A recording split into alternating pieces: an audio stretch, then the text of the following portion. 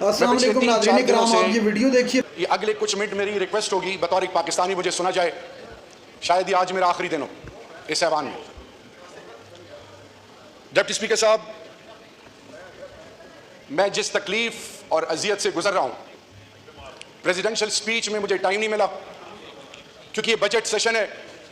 میں کوشش کروں گا کہ ٹیل اینڈ پہ میں اپنی بات بجٹ کے حوالے سے آپ کے سامنے رکھوں، لیکن اس سے پہلے ایک بطور ایک پاکستانی، ڈپٹی اسپیکر صاحب آپ کی بھی بیٹیاں ہوں گی، آپ بھی ایک ماں کے بیٹے ہیں۔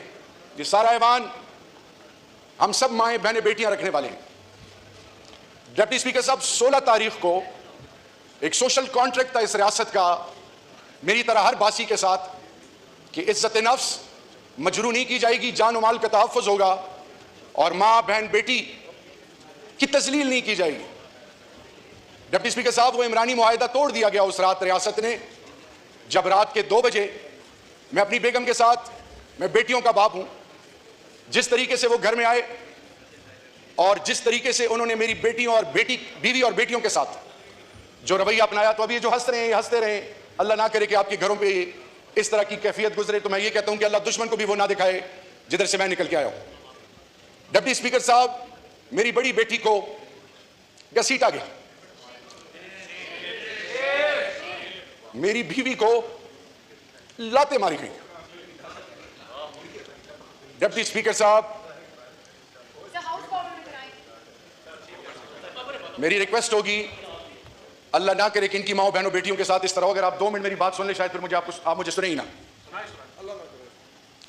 ڈپٹی اسپیکر صاحب، گھر میں جو ہوا،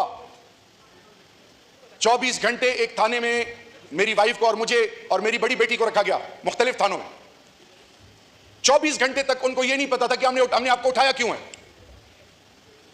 24 گھنٹے کے بعد انہوں نے کہا آپ کو 3 MPO میں ہم اڈیالہ جیل لے کے جا رہے ہیں، ٹھیک ہے۔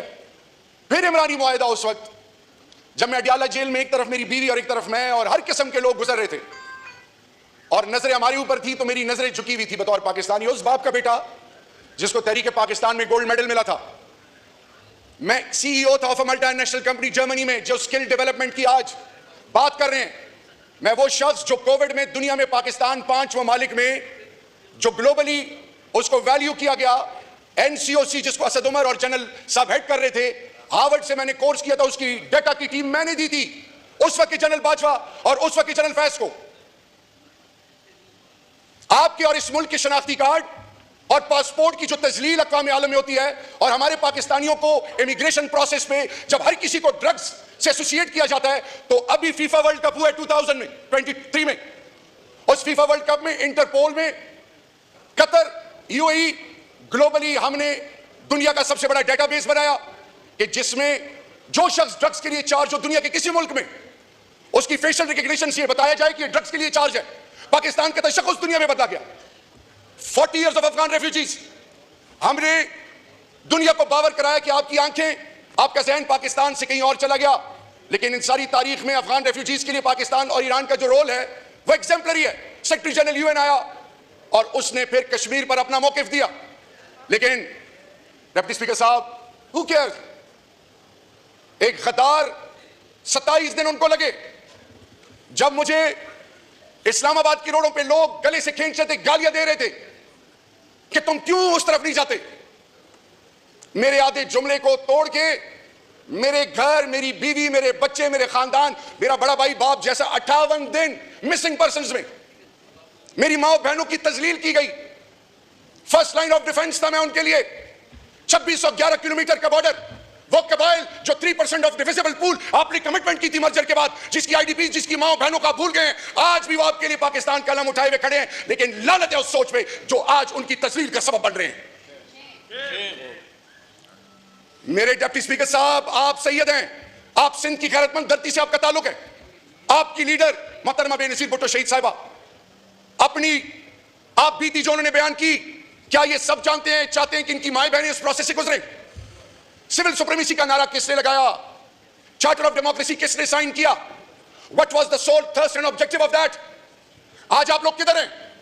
آج ہماری ماں بہنوں، ریحانہ ڈار میری ماں ہے، علی محمد خان کی ماں میری ماں ہے، ان کو عدالتوں میں، تھانوں میں جس طرح لایا گیا، بشرا بیوی آپ کے لیے کچھ بھی ہو، میری لیے ماں ہے ماں. اس قوم، آپ بھی بہن ہیں لیکن بہن بن کر دکھائیں. اس قوم کو آپ نے کیا میسج دیا کہ نکاح کے معاملے میں آپ میں اتنی سوچ تو ہونی چاہیے تھی. میں سخت الفاظ نہیں استعمال کرتا. آنے والی نسلوں کو کیا دے رہے ہیں آپ لوگ؟ پیسے تو بعد میں بھی کما لیں گے. اور یہاں پہ ایک صاحب ہیں جن کو میں اپنا بڑا بھائی سمجھتا ہوں، جن کے بزرگوں ان کو پتہ ہی نہیں ہے، شاید وہ وقت سعودی میں تھے. میرے ان کے گھر کا آنا جانا بچپن سے تھا. سیالکوٹ سے ان کا تعلق تھا. مسلم لیگ کے پرانے سٹالورٹس میں تھے. اور آج ان کی اولاد اور ان کے صاحبزادے کے فوج کے حوالے سے، قوم کے حوالے سے، میرے لیڈر کے حوالے سے، ایوان کے حوالے سے شرم اور غیرت دلانے کی باتیں کرتے تھے. میں عمر میں بڑے ہیں مجھ سے، مجھے اپنی تربیت اجازت نہیں دیتی. آج آپ لوگ کہاں پہ کھڑے ہیں؟ آپ اس چیز کا انتظار کر رہے ہیں کہ پھر اتنے عرصے بعد ایک دفعہ پھر ذوالفقار علی بھٹو شہید کے بارے میں جب یہ آج سپریم کورٹ فیصلہ کرتی ہے تو آپ اس وقت تک اس انتظار میں کہ خدا نہ خواستہ پھر کوئی ایسا موقع ہے اور پھر ہاتھ رگڑتے رہیں. یہ منافقت ہے کہ میرے ساتھ بیٹھ کے کہیں کہ آپ صحیح ڈٹے ہوئے ہیں، پیچھے ہوں تو آپ ایک اور سوچ اپنائیں. یہ منافقت ہے، یہ لعنت اور پچکار ہے، یہ اس رب کی. اور کل یہاں ایک صاحب آئے اس کرسی پہ بیٹھنے کے لیے، کسی نے تالی نہیں بجائی، اکیلے آیا، سر جھکا کے اکیلے چلا گیا. یہ دنیا عارضی ہے. غیرت مند قومیں اپنی قوم کی ماں، بہنوں، بیٹیوں، ماں، بیواؤں، یتیموں، ناداروں کا مال لوٹنے والوں کو ان کرسیوں پہ نہیں بیٹھاتی. ان کو ایسی عبرت بناتی ہیں کہ آنے والی نسلیں پہ جرأت نہ کر سکے. یہ کیا چل رہا ہے اس ملک میں؟ یہ بجٹ، اس پہ فگرز میری بہن نے کہا کہ اتنے کرب، اتنا فلانا ڈمکانا، یہ سب they are clueless. User friendly budget کا کانسیپٹ ہی نہیں ہے. آپ نے اس ملک کے لوگوں کو ایک چیز باور کرائی اس بجٹ سے کہ یو اسٹینڈ نو ویئر، کیڑے مکوڑے بھی تم سے بہتر ہیں. جیو جس طرح جینا ہے، کیونکہ تم ہماری پرائورٹی نہیں ہو. ہاں پرائورٹی کیا ہے؟ ابھی میرے زبان سے ایک لفظ نکل جائے ان کی لیڈرشپ کے لیے، ایسے ایسے اچھلیں گے. لیکن جب پاکستان کی دھرتی ماں کی عزت، پاکستان کے یتیم، پاکستان کی بیوائیں، پاکستان کے وہ لوگ جن کا والی وارث نہیں، ان کی برکت سے جو یہ لوگ کسی طریقے سے ایوان میں پہنچتے ہیں، ان کے لیے آواز نہیں ان کی نکلتی. ڈپٹی اسپیکر صاحب، خدا کا واسطہ ہے، wake up before it's too late. میری بیٹیاں مجھے کہتی ہیں بابا چلو، ہر رات میرے لیے قیامت کی رات ہوتی ہے. میں نے عہد کیا ہوا اپنی لیڈر اور اپنی دھرتی ماں کے ساتھ، ہر بار استعمال کیا نا، ہر ڈگری ٹارچر مجھے دیا. حضرت بلال حبشی کی زبان سے ایک چیز نکلتی تھی، احد احد احد. میری ٹکڑے ٹکڑے کر دے ایک آواز نکلے گی، عمران خان پاکستان، عمران خان پاکستان، عمران خان پاکستان. میں بت پرست نہیں ہوں. آج آپ سے میں ریکویسٹ کر رہا ہوں ایک پاکستانی ہونے کے ناطے، ہمارے روایات ایک ہیں، اقدار ایک ہیں، ہماری عزت ایک ہیں، ہماری آنے والی نسلوں کی عزت آپ سے اور ہم سے جڑی ہوئی ہے. ادھر سے جو چیز باہر نکلتی ہے اس کا امپیکٹ ہوتا ہے. دشمن ہمیں تذلیل کی انتہائی گہرائی تک پہنچا چکا ہے. اور ڈپٹی اسپیکر صاحب، ایک اور چیز پنپتی ہوئی کہ لائبلٹی ہے پشتون، کہ پشتون اس قوم پہ ایک سمجھے بوجھ ہے. بلوچ کو بنیادی حقوق پامال کر کے بفر زون کی باتیں ہو رہی ہیں بلوچستان کے حوالے سے.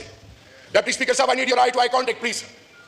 سندھ کے بارے میں کراچی. ناظرین کرام، آپ نے ویڈیو دیکھی شہریار افریدی کی روتے ہوئے انتہائی جذباتی انداز میں قومی اسمبلی میں آخری تقریر. انہوں نے خود اس کا اظہار بھی کیا کہ شاید یہ میری قومی اسمبلی میں آخری تقریر ہو اور اس کے بعد وہ استعفیٰ بھی دے سکتے ہیں. اس طرح کی بھی اطلاعات آ رہی ہیں. تو انہوں نے کہا کہ میری بیوی اور میری بیٹی کو گھسیٹا گیا، ہم تینوں کو گرفتار کر کے 3 مختلف تھانوں کے اندر لے جایا گیا اور یہ تک نہیں پتہ تھا کہ ہمیں کیوں اٹھایا گیا، ہمیں کیوں گرفتار کیا گیا ہے. کچھ دیر کے بعد جب علم ہوا تو پتہ چلا کہ ہمیں 3 MPO کے تحت گرفتار کیا گیا ہے. میں دعا کرتا ہوں کہ جیسا میرے ساتھ ہوا ہے خدا اس طرح کسی دشمن کی بیٹیوں کے ساتھ بھی نہ کرے. ناظرین کرام، شہریار افریدی کی انتہائی جذباتی انداز میں قومی اسمبلی کے فلور پر تقریر.